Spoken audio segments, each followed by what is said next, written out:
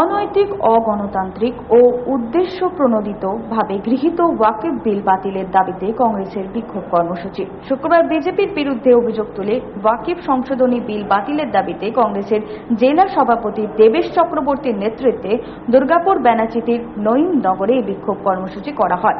এদিন কেন্দ্রীয় স্বরাষ্ট্রমন্ত্রী অমিত শাহের কুশপুত্তলিকা দাহ করে চলে বিক্ষোভ।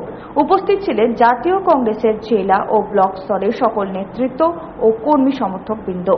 হিন্দু হোক বা মুসলমান, যে সমস্ত সংসদ আছেন প্রত্যেকেই বলেছে যে এই ওয়াকফ বিলকে প্রত্যাহার করতে হবে।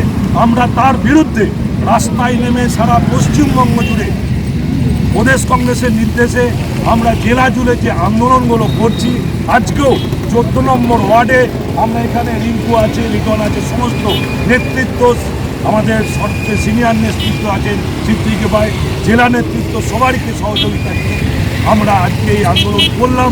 আগামী দিনে এই ওয়াকফ বিল যদি প্রত্যাহার করতে না হয় প্রত্যাহার না হয়, তাহলে আমরা বৃহত্তর আন্দোলন গেল।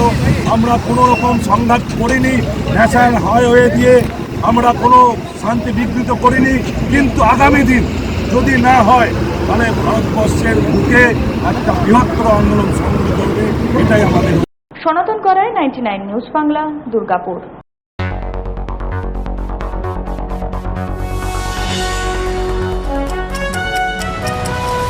আপনারা দেখছেন 99 নিউজ বাংলা। বদলাবো আমরা।